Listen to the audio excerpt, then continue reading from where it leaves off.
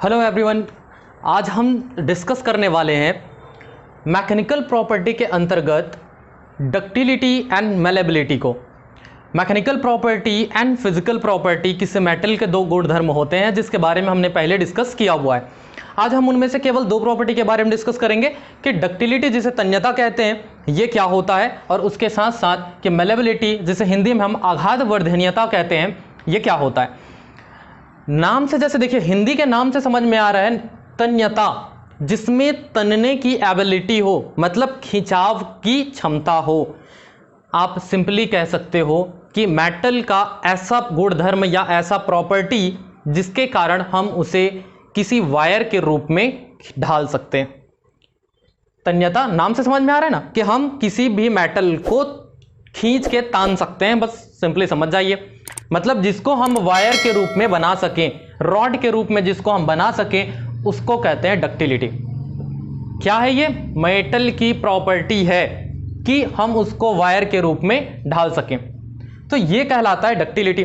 अब आप बात करेंगे कि ऐसा किस में होता है, तो आपने हाउस होल्ड सर्किट तो देखा है, घर में जो तार यूज होते हैं वो तो आपने देखा है। उस तार जो यूज होता है, आप पतले पतले जो तार हैं वो किसके बने होते हैं? कॉपर का, एल्युमिनियम का। तो ये जो चीजें हैं ये क्या गुणधर्म है? उसकी डक्टिलिटी को दिखाता है। तो आपसे यदि पूछा जाता है कि डक्टाइल मटेरियल कौन से हैं, तो दिमाग में तुरंत आएगा कि वायर किसका होता है? कॉपर का होता है, एल्युमिनियम का होता है। तो ये दोनों बहुत अच्छे डक्टाइल मटेरियल है। क्या आप बोलेंगे कास्ट आयरन है? बिल्कुल नहीं है, कास्ट आयरन आपका डक्टाइल मटेरियल नहीं है। किसके कंपैरिजन में? कॉपर और एल्युमिनियम के। अच्छा, आपसे पूछा जाएगा कि सबसे बेस्ट डक्टाइल मटेरियल कौन सा है, तब क्या बोलेंगे? जो बेस्ट है वो क्या है? सिल्वर है, गोल्ड है। इनमें क्या है कि डक्टिलिटी तो होता है, आपको पता है कि सिल्वर बेस्ट होता है इलेक्ट्रिकल वायर बनाने के लिए, क्योंकि कॉस्टली है इसलिए हम नहीं कर सकते।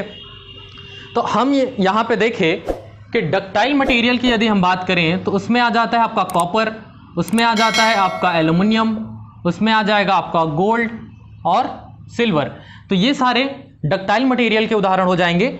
अच्छा, ये किस तरीके से काम करता है, इस चीज के लिए आप यहां पे डायग्राम को देखिए कि डायग्राम में किस तरीके से दिखाई दे रहा है कि एक जो रॉड है उसको यदि हम प्रेस करते हैं तब के केस में वो पतला होके वायर की तरह आगे की ओर बढ़ रहा है। तो ये क्या होगा? हमारा डक्टिलिटी का उदाहरण हो जाएगा। बात आपको समझ में आ रहा है? आगे देखते हैं हम मेलेबिलिटी के बारे में कि आघात वर्धनीयता क्या होता है। ये जैसा नाम से समझ में आ रहा है, आघात वर्धनीयता, जो आघात सह सकता होगा। मतलब यह है कि किसी मेटल की प्रॉपर्टी जिससे वो बढ़ने में सहायक हो। अर्थात कि हम यदि किसी मेटल को सीट के रूप में ढाल सकें, बड़े बड़े चादर के रूप में यदि हम ढाल सकें, एक ऐसा मेटल लें जिससे हम ऐसा बोर्ड बना सकें बिना टूटे, तो उस गुणधर्म को हम क्या कहेंगे? उसका मेलेबिलिटी। तो दिमाग में ये बात हमेशा क्लियर रहना चाहिए। डक्टाइल मतलब रॉड के रूप में, वायर के रूप में। मेलेबिलिटी कहने का मतलब क्या है? क्लियरली चादर के रूप में, शीट के रूप में आप जो बोलेंगे, तो ऐसा जो गुणधर्म दिखाएगा उसको हम कहते हैं मेलेबल।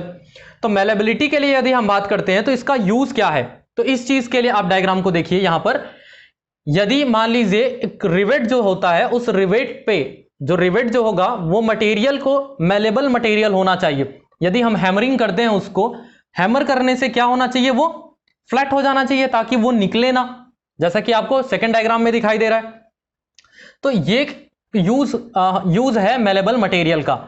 इसके बेस्ट एग्जांपल की यदि हम बात करें तो आपका लेड जो होता है, पीबी जिसे आप कहते हैं, वापस आपका गोल्ड या सिल्वर जो होता है, ये सारे किसके एग्जाम्पल होते हैं? मेलेबल मटेरियल के एग्जाम्पल होते हैं। तो अभी हमने सिर्फ इतना ही देखना है कि मेलेबल और डक्टाइल क्या होता है। अगले वीडियो में हम कवर करेंगे कि हार्डनेस क्या होता है और टफनेस क्या होता है। अभी के लिए इतना ही। Thank you.